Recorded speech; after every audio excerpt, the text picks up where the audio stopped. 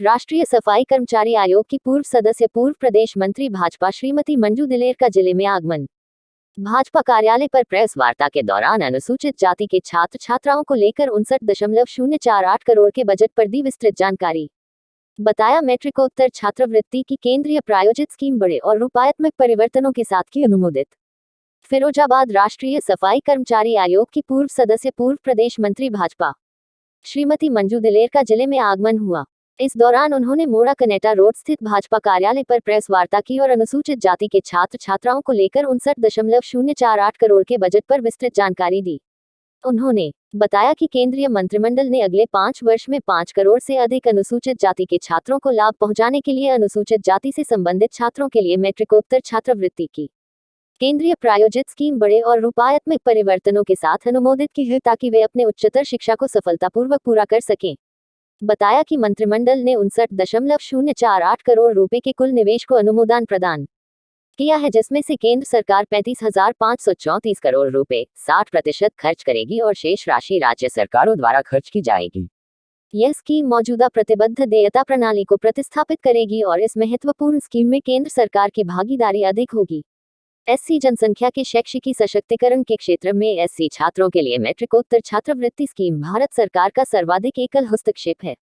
केंद्र सरकार इन प्रयासों को और अधिक बढ़ाने के लिए प्रतिबद्ध है ताकि 5 वर्ष की अवधि के भीतर जीआर उच्चतर शिक्षा राष्ट्रीय स्तर तक पहुंच सके।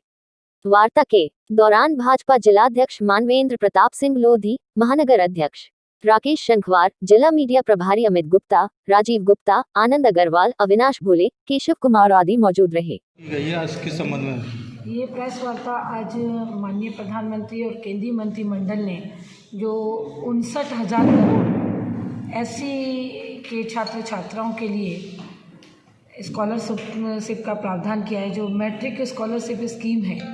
उसके लिए ये आज प्रेस वार्ता की गई है। उसमें माननीय प्रधानमंत्री जी ने जो पिछले 5-6 दिन पहले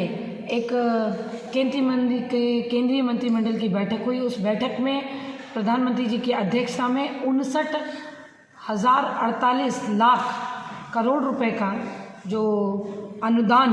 की अनुमति प्रदान की गई है। जो एससी के छात्र छात्रा होते थे, जो हाई स्कूल के बाद यानी कि 10वीं के बाद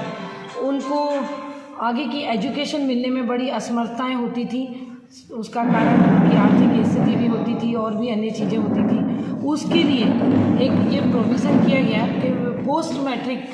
के बाद उच्चतम शिक्षा के लिए वो इंजीनियर हो सकता है, डॉक्टर हो सकता है, कुछ भी जो पढ़ना चाहता है, जो उसकी इच्छा है, उसकी इच्छा के अनुसार एक ऐसा सिस्टम, एक ऐसा नियम, एक ऐसा अनुमोदन हमारी सरकार ने पास किया। उसके लिए आज प्रेस वार्ता की गई है, जिसमें माननीय प्रधानमंत्री जी ने एक नई सोच के साथ, जैसे कि आप जानते होंगे कि डॉक्टर भीमराव अंबेडकर की ये स्वप्न थे, ये उनकी इच्छा थी कि भारत के अंदर जो एससी समाज रहता है, उस एससी समाज के लोगों के लिए, उन बच्चों के लिए एजुकेशन का महत्व बढ़े, उन बच्चों को एजुकेशन जैसी अन्य लोगों को मिलती है उस तरीके से उन लोगों को भी मिले, लेकिन अभी तक नहीं मिल पा रही थी। माननीय प्रधानमंत्री जी ने डॉक्टर भीमराव अंबेडकर जी के सपनों को पूरा करते हुए ये एक व्यवस्था की कि जिसमें कि जो बच्चे हाई स्कूल से ऊपर नहीं पढ़ पाते थे, पोस्ट मैट्रिक के आगे सोच नहीं पाते थे, उनके लिए ये व्यवस्था की गई है, जिसमें केंद्रीय मंत्रिमंडल ने 59,048 करोड़ रुपए का प्रोविज़न किया गया है। उसके साथ साथ 2017 से लेकर 2020 तक प्रतिवर्ष 1100 करोड़ रुपए छात्रवृत्ति दी जाती थी, लेकिन अब उसी को वृद्धि करके 6,000 करोड़ प्रतिवर्ष के रूप में कर दिया गया है, जो 2026 तक लागू रहेगा। अभी इस वृद्धि को हम अगर देखेंगे तो ये 5 गुना पिछले 1100 करोड़ से प्रतिवर्ष के हिसाब से अगर देखें तो आज की जो है वो 6 गुना, लगभग 6 गुना बढ़ा दी गई है। ये प्रधानमंत्री जी की सोच है। प्रधानमंत्री जी ने गरीब और दलित बच्चों के लिए ये कार्य किया है। मंत्रिमंडल ने इस स्कीम का क्रियान्वयन करने के लिए अधिक जोर दिया है, जिसका समय से भुगतान हो, व्यापक जवाबदेही, निरंतर निगरानी इसमें बनी रहे, पूर्ण पारदर्शिता सुनिश्चित की जाए और इसमें एक नियम किया गया है कि जो अभी तक जो ऐसे बच्चे हैं, करीब 1.35 करोड़ ऐसे बच्चे हैं भारतवर्ष के अंदर जो हाई स्कूल से ऊपर की शिक्षा अभी नहीं ले पाए हैं, अनुसूचित जाति के, उन बच्चों को इस योजना में जल्द से जल्द जोड़ा जाएगा, जिससे कि वो भी इस देश में अपना महत्व दिखाकर या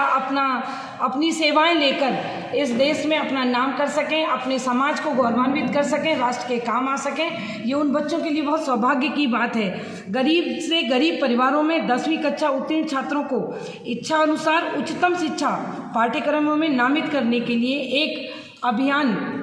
चलाया जाएगा। अनुमान है कि 1.36 करोड़ गरीब छात्रों के लिए। इसके अलावा 5 वर्षों में करीब 5 करोड़ ऐसे बच्चे होंगे जिनको ये छात्रवृत्ति प्रदान की जाएगी, जिससे कि स्कीम को सुरक्षा उपायों के साथ ऑनलाइन प्लेटफॉर्म पर चलाया जाएगा। उसमें जवाबदेही होगी, दूसरा पारदर्शिता होगी, प्लस इसमें एक जो पहले होता था कि पैसा कभी राज्य सरकार को आता था, उसके बाद डिपार्टमेंट को जाता था, फिर संस्थाओं को जाता था, लेकिन इसमें सीधा डीबीटी के माध्यम से सीधा बच्चों के, छात्रों के अकाउंट में जाएगा और उनको लाभान्वित किया जाएगा।